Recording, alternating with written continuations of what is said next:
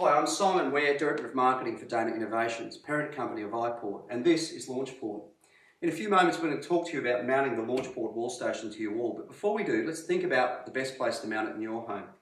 Here we found somewhere which is in a central location, halfway between the living space and the kitchen, and that's given us an ideal location to be able to do things like access the internet, use our favourite apps like Facebook, weather, traffic, or just be a good central location to be able to charge your iPad.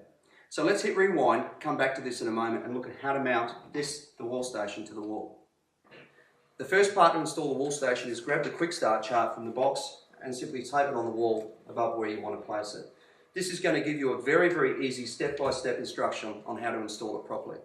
The first thing I'd suggest you do is make sure that you turn the power off so that you know that if there's wires in behind there you're not going to cut through them, and just use a little bit of common sense. If there was a kitchen on the other side of this, we might have to check to make sure there's no gas, no plumbing, those sort of things as well. This really is a job that's not that difficult if you're a skilled handyman, but if you're not sure, perhaps call upon the services of a qualified tradesperson to help you with this. So the first thing we need to do is work out exactly where we want to put the wall station onto the wall. Obviously we need to be a little bit careful to make sure that there is no studs behind here. So we're going to use a stud finder which we've bought for $10 from the local hardware store. So we can run this across the wall, and when it starts beeping, we know that at this location there's a stud. Come across the other way, there. So we know we can't put the wall station here because if we cut through the drywall we're going to hit the stud. So let's come back across here and know that that is the point at which we can go as far as we can on the left hand side. Now we need to set the height.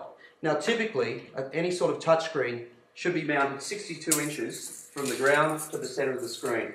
That works out to be the best average height for most people to use. Obviously, if you want to set it up for children, or you need to set it up for shorter people in the family, you can come lower or higher if you have taller people, but this is generally a good rule of thumb. So I have a mark here which is 62 inches, and that means that the wall station cutout needs to go here. Now the wall station is supplied with a template. We have one here, and in effect we're going to bring this up, ensure that the centre line is through here, and that the most further edge point is away from that stud. Before we do that, we need to make sure that we get it level. So we've got a level here. We're going to line this until we get the bubble perfectly centered, which we've done. And we're going to draw that outline.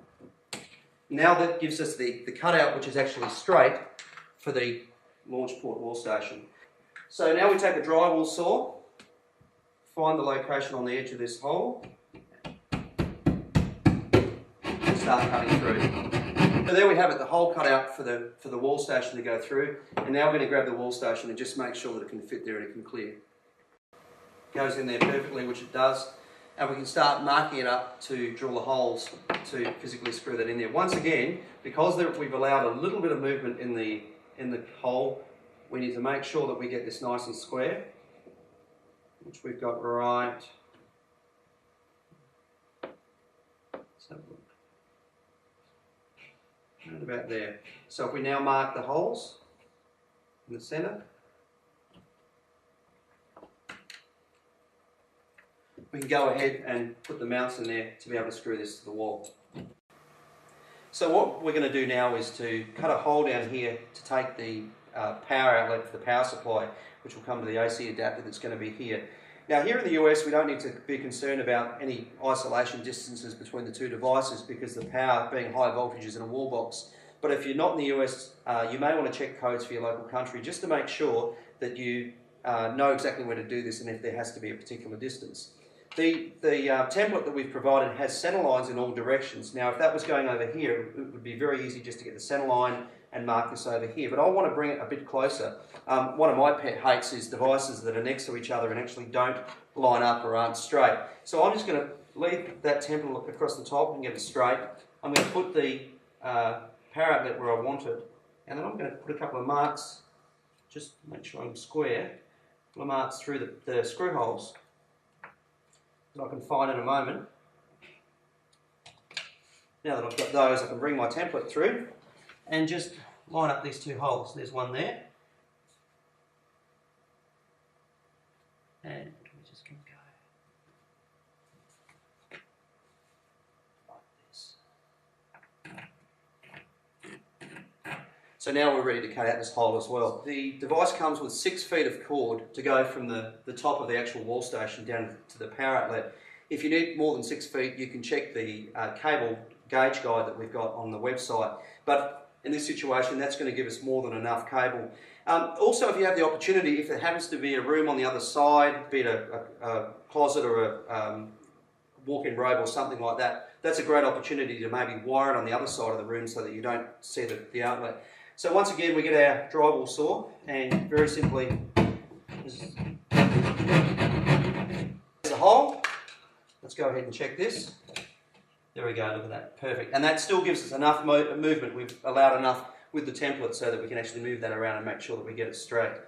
So we were a little bit lucky in this installation. We were able to put the hole here and the hole at the bottom for the outlet, and there are no studs that are affecting us through the wall. You may not be that lucky. You may have a stud lower down, which the stud finder is going to find if you run it down this way, or what's called a fire break. If that's the case, there's a couple of ways around it. You can either see an electrician who is used to coming across these sort of hurdles and get them to do it for you, or you can go to the hardware store and in fact buy a long extension with a spade bit on the end. It's designed to be able to be fed down through the wall and extended to the point of hitting that stud or fire break and drilled through. Just be careful doing it, obviously. Once again, be very careful that there are no wires down there that you're likely to be through. If there was a light switch here and a stud across here, it's very likely that a wire may be, in fact, nailed down to that. So that's the way to get through a fire break. There'll be more information on that on the website. So if you get to that point and you hit that, 2 choices. Ring an electrician and ask them to come along and help you, or go to our website and find the tips on how to overcome a fire break. So because we don't have that problem, we can now literally drop this wire down through and just leave that there so that we can come back in a moment and put the rest of that in there. So there we go. Now there's a couple of ways that you can hold this device on the back, but the way we're going to do it here is a drywall anchor. Be careful with these. A lot of people get tempted to try and put them on the end of a power drill or a powered screwdriver. They're not designed to have high levels of torque or high speed. They get hot and they crack off. But as you can see in this situation, they're going in very, very easily. I'm just screwing them in now. So there we go. The holes, ready for the screws, cables ready to be connected and ready down to the bottom. So we've now got our wire coming from the top, from the wall station down to the bottom for the power outlet. We use some pretty high-tech tools of the trade, which I'm sure you'll have lying around. A flashlight so we could see in there and see what we're doing. A wire coat hanger with a hook on the end so we can grab the wires. And I simply put some washers on the end of this end of the wire so that it would drop straight, so that it would fall in a straight line and be easier to grab. So now we've got the wire running from the top to the bottom. We can go ahead and follow the next step on the quick start chart. That's to fit off the wall station and then come through and fit off the bottom with the power outlet. It really doesn't matter which way you wire these, providing that you have the same coloured wire going to the same side of the little plug on the top and the bottom. In this case, I'm going to put the red wire that we have here on the left-hand side with the lug at the bottom. If you look closely, there's a little lug in here, if we zoom in, at the bottom. So as long as I remember when I get to do the bottom end of it that the wire on the left-hand side is red and the wire on the right is black with the lugs at the bottom. So let's go ahead and wire these. I'm using a good quality jeweler's screwdriver here. You'll need a small screwdriver for these plugs, but it needs to be a good one. I wouldn't try doing this with a cheap screwdriver set. And we're going to put the red wire on the left-hand terminal with the lug pointing towards the bottom, nice and tight, and then the black wire on the right-hand side. Okay, now we have our plugs in place. I'm going to go ahead and plug the wall station into the plug, fit it into the hole, making sure that I've got LaunchPort the right way up.